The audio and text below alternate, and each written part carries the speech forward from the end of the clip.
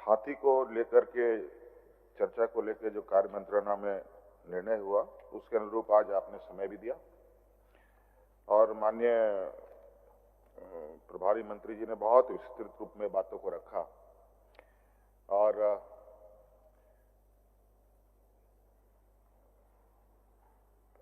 ये बात सही है कि वर्तमान समय में हाथियों का और जो घटना है लोगों की जाने जाना ये बढ़ी है और इस बार तो कुछ ज्यादा ही हुआ है। इसमें सिर्फ अध्यक्ष महोदय मुझे लगता है कि कई कारण हैं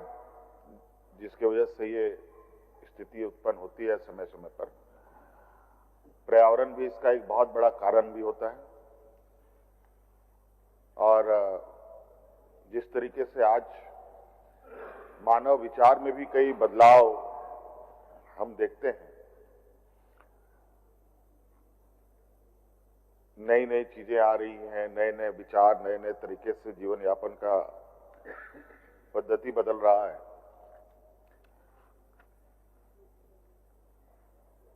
जीव जंतुओं में भी ये चीजें देखने को मिलता है और मैं सदन को बताना चाहूंगा कि ये सिर्फ हाथियों को ही लेकर हमारी अब चिंता नहीं है,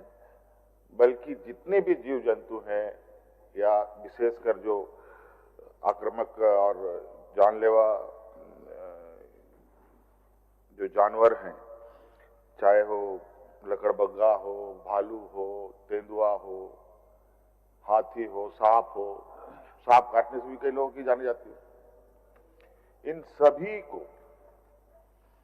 एक साथ लेते हुए हम लोग एक मजबूत उसका एसओपी हम लोग तैयार कर रहे हैं।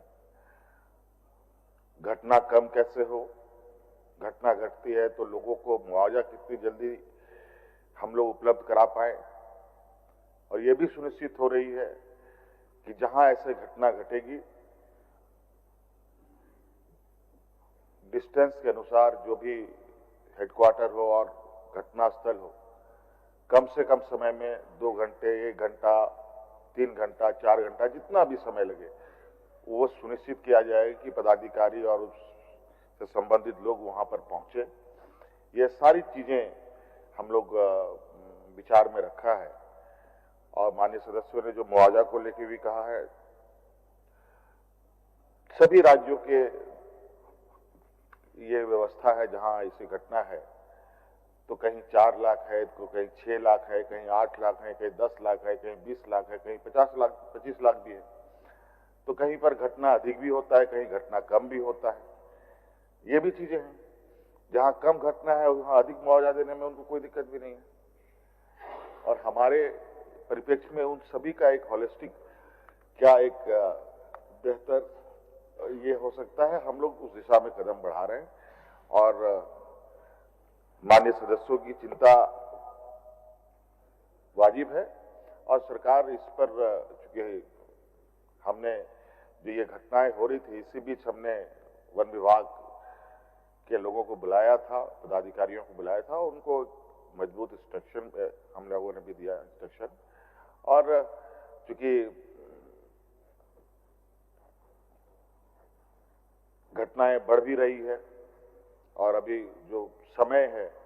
इस समय जब हाथियों का झुंड इस क्षेत्र में रहता है तो इसमें थोड़ा सा अभी लोग जंगलों में ही और विभिन्न क्षेत्रों में ही इस पर नजर लगाए हुए हैं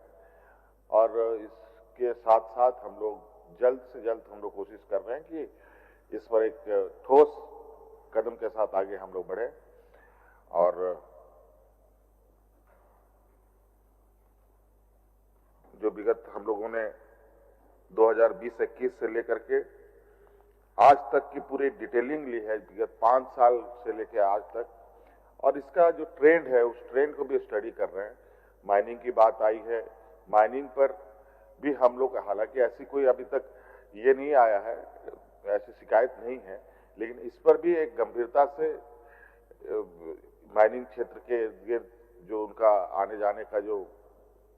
रास्ता है उस पर भी हम लोग जो गलत इलीगल माइनिंग हो रहे हैं, इस पर मजबूती से कार्रवाई की जाएगी। अब हो गया माननीय सदस्य, अब हो गया, काफी समय हो गया। अब उत्तर समय की ताकि माननीय सदन नेता उठ के सारा बात आप लोगों के समक्ष रख दिया। ठीक, माननीय सदस्य प्रदीप यादव जी, उन्होंने आग्रह किया है कि इसको स्थगित करने के लिए मैं उनको स्थगित करता हूं और अगले 26 तारीख के लिए उनको रखता हूं, 9/3 के लिए रखता हूं। अब माननीय सदस्य श्री सरजू राय जी। महोदय, सरकार का उत्तर प्राप्त है। मैंने विशिष्ट स्थान के लिए चिन्हित करके और कहा था कि यहाँ दामोदर नदी के भीतर माइनिंग हो रहा है, अवैध माइनिंग, और नदी की धारा को बदल दिया गया है। तो मेरा ये स्पष्ट एक स्थान का जिक्र है। ले लिया, ले लिया। ठीक, सरकार का जो उत्तर आया है वह उत्तर ठीक मार्क दे दिया, जनरल है कि ऐसा होता है तो हम टास्क फोर्स बनाए हैं, बीसीसीएल भी इस पर कार्रवाई करता है। तो मैं जानना चाहूँगा माननीय मंत्री जी से या सरकार से कि मैंने जिस स्थान पर दामोदर नद के भीतर खनन की बात कही है, दामोदर की धारा वहाँ मोड़ने की बात कही है, ये सही है कि नहीं है? माननीय मंत्री जी। मान्यवर अध्यक्ष महोदय,